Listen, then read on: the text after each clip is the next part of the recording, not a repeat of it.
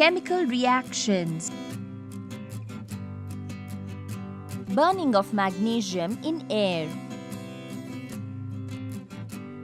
We will require a small piece of magnesium ribbon, sandpaper, tongs, china dish, red litmus paper and Bunsen burner. Take the magnesium ribbon and rub it with the sandpaper so it looks silvery white. Hold the magnesium ribbon with a pair of tongs. Light the magnesium ribbon. It burns brilliantly and a white ash is left behind. Collect the ash of the burnt ribbon in a china dish and label it as magnesium oxide. Magnesium burns in air to form magnesium oxide, MgO. Take a little amount of magnesium oxide using a spatula. Place this on a moist red litmus paper that is placed over a white tile. The red litmus paper turns blue, indicating MgO is basic in nature. Heating of hydrated copper sulfate.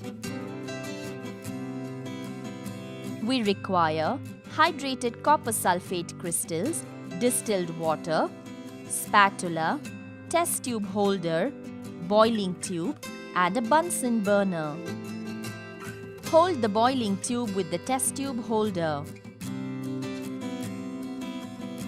Using a spatula, take a small quantity of hydrated copper sulfate crystals from the watch glass and put it into the boiling tube. Heat the boiling tube over the flame of the burner, first gently and then strongly. On heating, copper sulfate crystals change its color from blue to white and water droplets are left on the walls of the boiling tube. Hydrated copper sulfate contains water of crystallization, CuSO4, 5H2O. On heating, copper sulfate crystals lose its water molecules and form white-colored anhydrous copper sulfate, CuSO4. Remove the boiling tube from the flame and cool it for some time. Using a dropper, take a small quantity of distilled water. Add 2 to 3 drops of water into the boiling tube containing the sample anhydrous copper sulfate obtained after heating. The white copper sulfate turns blue, indicating that the blue-colored hydrated copper sulfate is regenerated. So this reaction is a reversible chemical change. Reaction of iron nail with an aqueous solution of copper sulfate. We will require copper sulfate, iron nails, distilled water, a beaker, measuring jar, test tubes, 2 clamp stands, a piece of thread and a glass rod. Take sufficient quantity of distilled water in a measuring jar and pour it into a clean beaker. To this, add a required quantity of copper sulfate. Stir the contents in the beaker using a glass rod until the copper sulfate crystals in the beaker dissolve completely. Pour sufficient quantity of copper sulfate into a test tube. Clamp the test tube to a stand. Then pour sufficient quantity of copper sulfate into another test tube. Clamp this test tube to another stand. Take 2 iron nails. Clean these by rubbing them with a sandpaper so their color appears grayish. Tie 1 nail with a thread. Immerse this into one of the test tubes containing copper sulfate solution. Keep the 2 test tubes undisturbed for about 15 minutes. After 15 minutes, the color of copper sulfate solution containing the iron nail turns light greenish color, whereas the color of the solution in the other test tube does not change. The greenish color of this solution is due to the presence of Fe2 plus ions. Remove the ion nail from the solution. Compare it with the other nail. There is a brown coating of copper on the nail that was dipped in the copper sulfate solution. The other nail retains its grayish color. Reaction between an aqueous solution of sodium sulfate with barium chloride.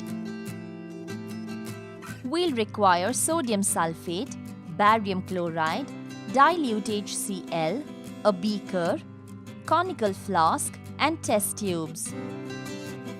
Take a small quantity of barium chloride in a test tube and transfer it into a conical flask. In another test tube, take a small quantity of sodium sulfate and transfer it into the conical flask containing barium chloride solution. A white precipitate of barium sulfate is formed immediately. This confirms the presence of sulfate SO4 2- ions. Stir the contents of the conical flask and keep it undisturbed for some time. The precipitate of barium sulfate settles down. Decant the upper solution from the conical flask into a beaker. Then add a small quantity of dilute HCl into the conical flask containing the precipitate. Swirl the flask well. The white precipitate is insoluble in dilute HCl. In this chemical reaction, sulfate ions are displaced by chloride ions and chloride ions are displaced by sulfate ions. Reaction of zinc with dilute sulfuric acid. We require zinc granules, dilute sulfuric acid, NaOH, test tubes, conical flask, Kipps apparatus, cork and glass tube.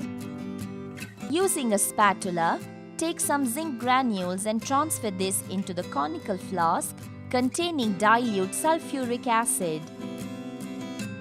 Bubbles of hydrogen gas are revolved as zinc granules react with dilute sulfuric acid. Show a wet red litmus paper over the mouth of the conical flask. There is no change in the color of the red litmus paper. Then show a wet blue litmus paper over the mouth of the conical flask. There is no change in the color of the blue litmus paper. This indicates that hydrogen gas is neither acidic nor basic. Now, cork the conical flask with a single bored cork. Introduce a fine jet tube through the hole in the cork. Bring a burning candle near the mouth of the fine jet tube. On bringing the flame, the gas coming out of the jet tube burns instantaneously with a small explosion, produces a popping sound and then dips out. Now, pour about 2 ml of the solution from the conical flask into a clean test tube. Then add a few drops of NaOH solution to the test tube. A white gelatinous precipitate is formed. Shake the test tube well. Then add NaOH in excess to the test tube. The white precipitate is dissolved when NaOH is added in excess. The precipitate formed is ZnOH2. This indicates the presence of Zn2+ ions in solution. Place the test tube in a test tube rack. Then pour about 2 ml of the solution from the conical flask into another test tube.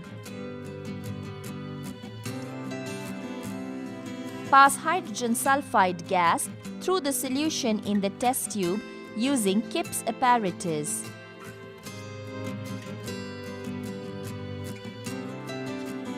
Shake the test tube. A white precipitate of zinc sulfide is formed. From this reaction, we can infer that zinc is more reactive than hydrogen, so it displaces hydrogen from dilute acids and passes into the solution as Zn2+ ions.